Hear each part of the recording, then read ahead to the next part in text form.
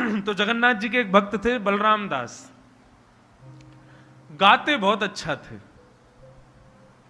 उनको सेवा मिल गई थी, ठाकुर जी की निज सेवा गायन की करते थे।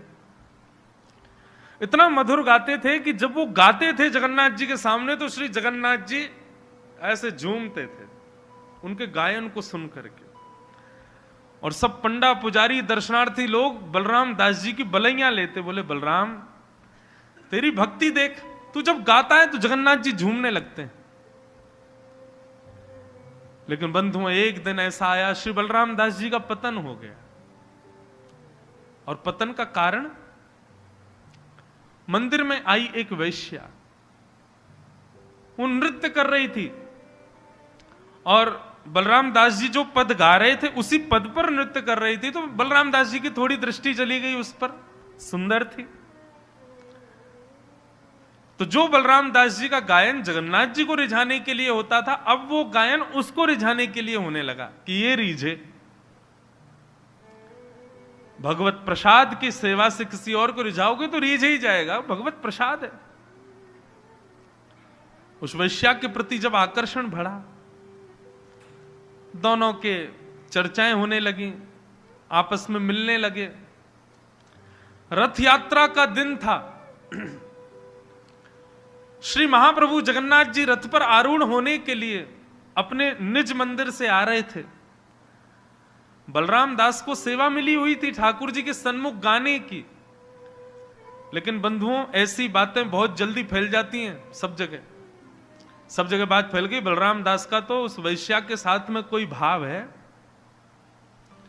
तो मंदिर पुजारियों ने सबने नियम ले लिया, बोले कि अब इस बलराम दास को सेवा नहीं करने देंगे, ठाकुर जी अपवित्र हो गया, ये वैश्या का संग करता है। यहां श्री बलराम दास जी महाराज लेटे थे। लेटे लेटे आज की तिथि जैसी उनको याद आई ना, अचानक उठे, बोले आज तो रथ यात्रा है, आज तो श्री महाप्रभु जगन्नाथ जी रथ पर आरूढ़ होंगे, मुझे सेवा करने के लिए जाना है, मुझे उनके सन्मुख जाकर के सुंदर गायन करना है। लेकिन अपनी स्थिति देखिए, एक वैश्या के पास बैठा हूं, अपवित्र अवस्था, आत्मग्लानि होने लगी। बोले कितनी सुंदर सेवा मिली मुझे जगन्नाथ जी की और मैंने उसमें कटौती करके एक वैश्या को श्रेष्ठता दे दी। नाथ वहीं रोने लगे, जगन्नाथ जी मुझे अस्वीकार मत करना, मुझसे गलती हो गई नाथ, मुझे क्षमा कर देना, मैं आज के बाद कभी ऐसा गलत काम नहीं करूंगा, आप कृपा करके मुझे अस्वीकार मत करना।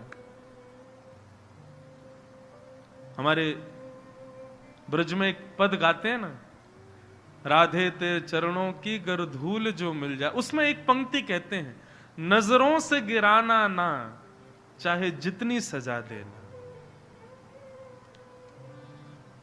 नाथ हमें चाहे कितनी भी पीड़ा दे देना, आप कितनी भी कष्ट हमको दे देना, लेकिन आप कभी हमें ना देखो और हमें कभी ना देखो, ऐसी सजा कभी मत देना नाथ।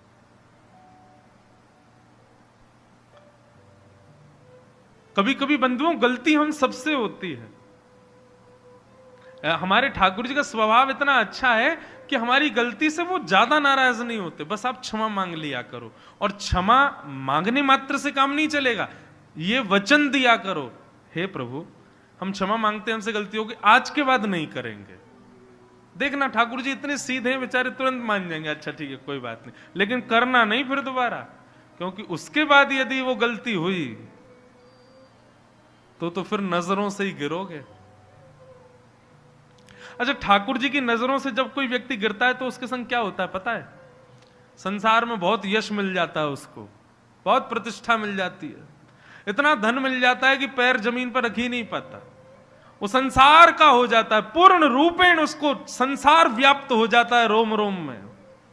उस पर इतना भी समय नहीं रहता कि वो ठाकुर जी के सामने जाए। वो सोचता है कि मुझ पर समय नहीं, मैं जा नहीं पा रहा। अरे फगले, ठाकुर जी ने ऐसी व्यवस्था कर दी, अब तू आ ही नहीं पाएगा उनके पास। ज्यादा सम्मान, ज्यादा प्रतिष्ठा, ज्यादा वैभव, ज्यादा यश मिलने के बाद में हरि स्मृति ना होना, ये ठाकुर जी की चाल समझिएगा आपको अपने आप से दूर करने की। इसलिए वैष्णवों को प्रतिष्ठा से बचना चाहिए, और जब प्रतिष्ठा मिले तभी आंख बंद करके हाथ जोड़ के ठाकुर जी को निवेदित कर देनी चाहिए, नाथ ये इस पर मेरा अधिकार नहीं है, मैं कभी इस प्रतिष्ठा के आदी ना हो जाऊं, नाथ ये आपकी, स्वीकार करो। बलराम दास जी रोने लगे, बोले नाथ मुझे अस्वीकार मत कर देना। तुरंत दौड़े मंदिर की ओर, लेकिन यहां पुजारियों ने पहले ही परकोटा बना रखा था कि आज बलराम दास को आने मत देना, वैश्या का संग करता है।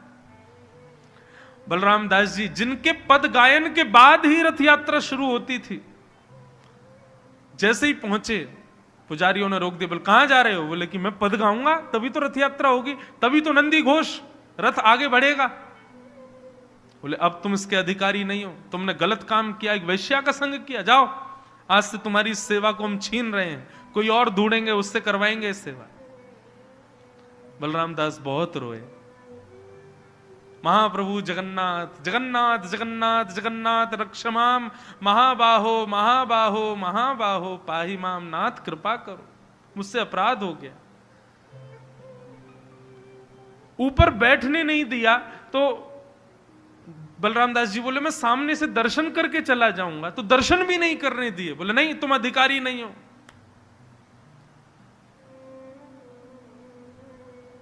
बलराम दास जी बस इतना बोले, नाथ इतने वर्षों की मेरी सेवा आपने एक गलती की वजह से इतना ठुकरा दिया मुझे, कोई बात नहीं। चले गए समुद्र के किनारे।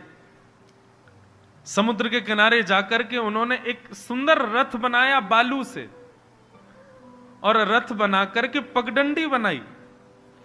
पगडंडी बना करके एक सुंदर से जगन्नाथ जी बनाए बालू के, और बालू के जगन्नाथ जी बना करके उस रथ के अंदर पधरा दिए। बोले आज पूरा विश्व रथ यात्रा वहां मना रहा है, मेरी रथ यात्रा नाथ यहीं स्वीकार करो। और सामने बैठ करके जैसे ही पद गाने प्रारंभ किया, जो पद वो हमेशा गाते थे, उड़िया भाषा का वो पद गाया। अब यहां रथ यात्रा बालू के रथ बना के, बालू के ठाकुर जी बैठा के बलराम दास रथ यात्रा कर रहे समुद्र के किनारे, और वहां नंदी घोष रथ को लाखों लोग खींच रहे हैं, लेकिन रथ आगे नहीं बढ़ रहा है। पसीना पसीना हो गए सब। बोले क्या हो गया भैया, रथ क्यों नहीं बढ़ रहा आगे? राजा पुजारी सबने जाकर के महाप्रभु जी को प्रणाम किया, कान पकड़े, बोले नाथ कोई अपराध हो गया, आपका रथ आगे क्यों नहीं बढ़ रहा है? ठाकुर जी ने इतने में ही उद्घोषणा कर दी। बोले क्योंकि मेरी रथ यात्रा आज यहां नहीं हो रही है, मेरी रथ यात्रा समुद्र के किनारे हो रही है। आज मेरा रथ तो समुद्र के किनारे चल रहा है। सब दौड़ करके गए तो देखा समुद्र किनारे कोई नहीं था, अकेले एक बालूका के रथ में नन्हे से जगन्नाथ जी को बिठा करके और बलराम दास नाच रहे हैं, वही रथ यात्रा कर रहे हैं। सब ने जाकर के बलराम दास को प्रणाम किया। बोले क्षमा कर दो बलराम दास, तुम्हारे अपराध को हमने अपराध समझा, लेकिन जगन्नाथ जी कितने दयालु, उन्होंने तुमको क्षमा कर दिया और तुम्हारी रथ यात्रा को यहां। तो सोचो बंधु, ठाकुर जी क्यों है पता है? क्योंकि हमारे जैसा स्वभाव नहीं है उनका। हम तो बड़े निष्ठुर हैं। हमारे मन का एक व्यक्ति कोई काम ना करे, हम सबसे पहले उससे संबंध तोड़ते हैं। लेकिन सोचो जगन्नाथ जी ऐसे हो जाएं, राधा रमन लाल ऐसे हो जाएं, तो किससे संबंध रहेगा? कौन जाएगा मंदिर? सबके लिए कपाट बंद, क्योंकि अच्छा कोई है ही नहीं, उनके योग्य कोई है ही नहीं। ठाकुर जी का स्वभाव बड़ा मधुर है। तो ज्ञान और वैराग्य ये दो जीवन में लाओ, तभी आप भक्ति को समझ पाओगे। भक्ति के दोनों पुत्र हैं। तो भक्ति के दोनों पुत्र ज्ञान और वैराग्य शिथिल हो गए। नारद जी महाराज बोले, देवी तुम्हारे बालकों की पीड़ा दूर कैसे होगी? बोले कि एक ही उपाय है। बोले क्या? कलयुग को खत्म कर दो, जड़ से खत्म कर दो कलयुग को, तो मेरे बालक ठीक हो जाएंगे। नारद जी बोले ये संभव नहीं, नहीं कर सकते। भक्ति भले ही कलयुग में हजारों अवगुण हो, लेकिन एक बहुत बड़ा सद्गुण भी है कलयुग के पास, जिस युग में हम रहते हैं बंधुओं, इसमें बहुत सारी कमियां हैं, लेकिन एक सबसे बड़ा गुण है जो किसी युग में नहीं है, और वो गुण क्या है कि यत् फलम नास्ति तपसा ना योगेन समाधिना तत्फलम लभते सम्यक् कलौ केशव कीर्तना। जो फल तपस्या से नहीं मिलता, जो फल योग साधना से नहीं मिलता, जो फल हवन करने से नहीं मिलता, जो फल तीनों युगों में श्रेष्ठ तपस्या करने से नहीं मिलता, वो कलयुग में केवल और केवल ऊर्ध्वबाहु होकर के हरिनाम संकीर्तन करने मात्र से मिल जाता है। ये कलयुग की विशेषता है। आप जब ऊर्ध्वबाहु हो जाते हैं और उस समय हरेर नाम हरेर नाम हरेर नामैव केवलम, जब हरि का नाम संकीर्तन करते हैं, उस समय सतयुग त्रेता द्वापर कलयुग, सतयुग त्रेता द्वापर में भी बड़े बड़े योगी, बड़े बड़े सिद्धात्मा भी जो भजन करते हैं, उसका फल आपको मिल जाता है। अच्छा, एक बात और बताएं, अभी मैंने नाम उच्चारण किया श्री राधा रमण लाल, आप लोग नेत्र बंद करो। जितने लोग राधा रमन जी गए हैं या जितनों ने भी राधा रमन जी को देखा है, मेरे राधा रमन बोलते ही आप सबके चित्त में, नेत्रों में राधा रमन जी प्रकट हो जाएंगे। हो गए? ये सौभाग्य सतयुग त्रेता द्वापर में नहीं है। सतयुग त्रेता द्वापर में जब तक आप वर्षों वर्ष ध्यान नहीं लगाओगे, तब तक ठाकुर जी की छवि नहीं दिखेगी।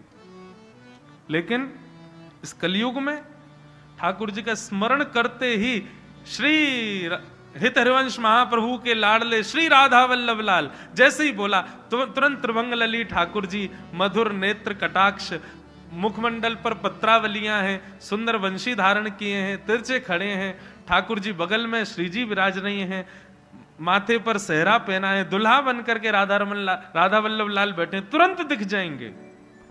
ये योग्यता केवल कलयुग में है और किसी युग में नहीं। इसलिए कलयुग बुरा नहीं है।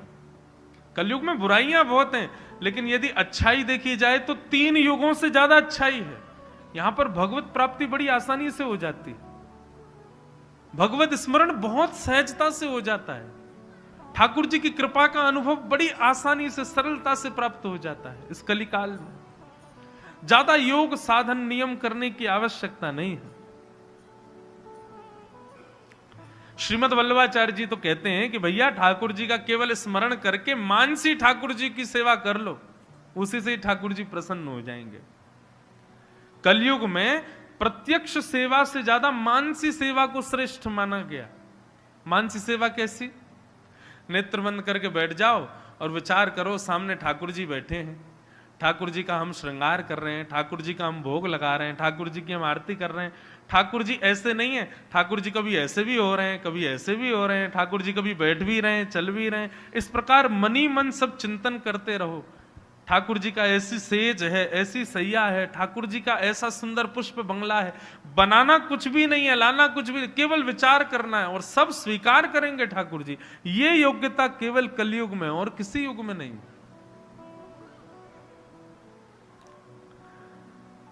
इसलिए हम कलयुग को मार नहीं सकते। लेकिन देवी तुम चिंता मत करो। तुम चिंता क्यों करते हो? वृथा खेद यसे बाले अहो चिंता तुरो भवान श्री कृष्ण चरणाम भोज स्मरत दुखम गमिष्यति। बंधुओं, एक हमारी कई बात और मानो। कभी भी कोई चिंता पीड़ा, जीवन में कोई विपरीत अवस्था आवे, एकांत में बैठिए, नेत्र बंद करिए और ठाकुर जी का नहीं, ठाकुर जी के चरणों का स्मरण करो। ऐसे मधुर चरण ठाकुर जी के, सीधा चरण ठाकुर जी का उठा हुआ है, बायां चरण नीचे रखा है, ठाकुर जी त्रिभंग लली, केवल चरणों को ही याद करते रहिएगा। आप आधा 1 मिनट ठाकुर जी के चरणों का स्मरण करेंगे, नेत्र खोलेंगे, स्मरत दुखम गमिष्यति, तुरंत आपको ऐसा लगेगा सब ठीक हो गया, सब मंगल हो गया। और ये आप हमारी कही सुनी बात पे विश्वास नहीं, करके देख लेना। कोई भी विपत्ति आवे, ठाकुर जी के श्री चरणों का स्मरण कर लो। और युगल चरणार विंदों में हम बैठे हैं, शीश नवा रहे हैं, नाथ के चरणों में इत्र की मालिश कर रहे हैं, ठाकुर जी के श्री चरण कमलों को अपने कोमल हस्तों से उनके कोमल चरणों का स्पर्श कर रहे हैं, स्पर्श करके अपने माथे से लगा। ऐसा भाव मानसी रखिएगा, 1-1.5 मिनट के लिए चिंतन कीजिएगा। आप नेत्र खोलेंगे ना, सच में लगेगा कि जो भी अव्यवस्था या जो भी चिंता थी अब वो ठीक हो गई, शांत हो गई। और ये केवल, मैं फिर कह रहा हूं, सुनने से मत करिए, इसको करिएगा आप, फिर आप याद करेंगे हमको। महाराज जी ने बढ़िया युक्ति बताई थी।